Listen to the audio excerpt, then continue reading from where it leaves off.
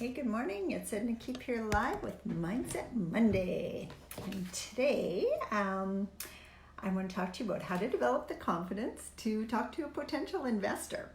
And remember, if you want my help to learn what it takes to attract investor capital to scale your real estate portfolio, reach out to me at 90daysto5k.com. Hey, good morning, everyone. Nice to see you on here today. This is awesome. So basically, how to develop the confidence to speak to an investor. It's kind of like developing your confidence in any area of your life, like dating or going for a job interview, anything. First of all, you have to have a belief in yourself. And there's ways to build that up. In real estate, I believe that if you want to start talking to investors about capital, first of all, it is best if you have some experience already or are partnering or teaming up with people who have some experience. But a lot of times, even if you have that opportunity, there's still people that tell me, yeah, but I don't know what to say. I don't know. I just find myself stuck. I don't approach the people even when I get a chance to. So this is where this is going to help you today. So one of the things you want to do is, first of all, take the focus off yourself. So many people are worried, oh, I'm going to screw up. I'm going to say something wrong. And get to know the other person. That's the power of networking. Get to know the other person. Find out what it is they're looking for. How can you help them in their life? Lives, it may not be that it's investor related today, but if you can show a way that, maybe you're a good source of knowledge, you can help them in other ways, they'll start looking at you as a different person. And that's where your confidence starts getting built. It might be that you're really good at vehicles, and someone says, well, I have this challenge with my car and blah, blah, blah. Next thing you know, you're over in their garage and you're working on this and you're working on that. And they might say, well, what do you do?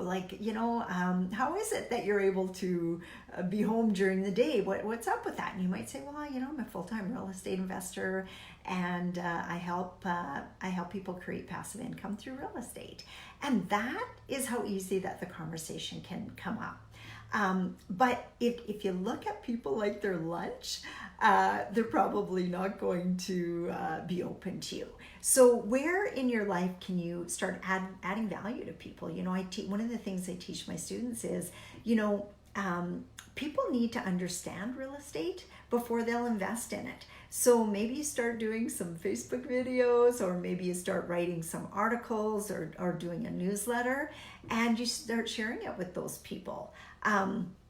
It might be as easy as going through your phone and try to figure out who might be interested. And you know what? You'll never 100% know till you ask people. So don't be scared to ask. You might say, actually, one of the students I was talking to the other day has an interest in travel and real estate. So I always think it's great if you can have two topics to be interested in. Mine's real estate and mindset. I love studying mindset, so it's a good fit for the two as far as I'm concerned. But you know what? So is traveling.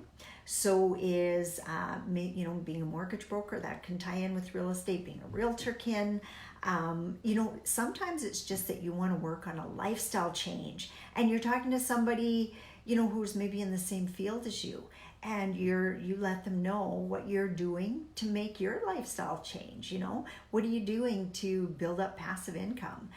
What's one of my favorite quotes of all time is, I think it was Dale Carnegie. I can't remember. I'm not so great at who said it. But anyway, if you don't build up passive income, you'll work until the day you die. Well, maybe those are some of the things that you can share with other people. Other people don't always know the opportunities that are available for passive income.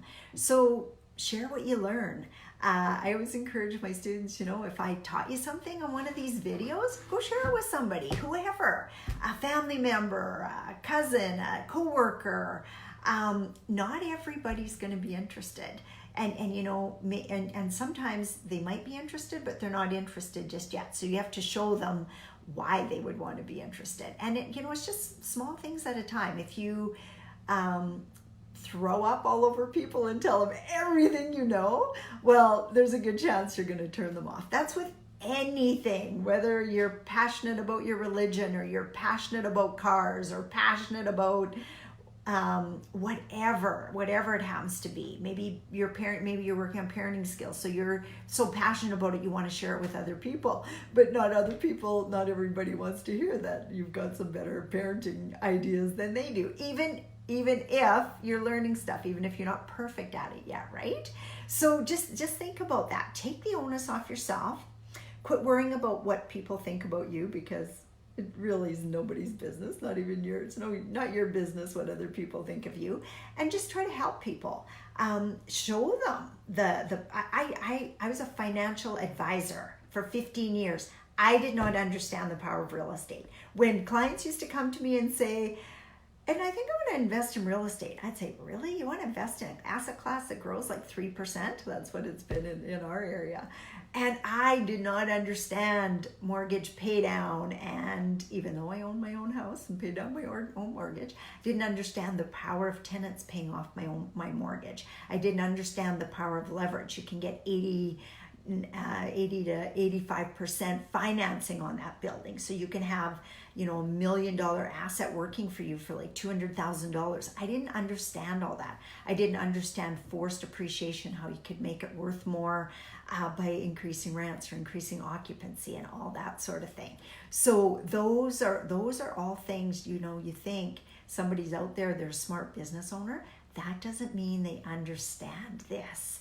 And if you can teach them something, that's the best thing. And I also believe in karma. So you put out whatever and you get back.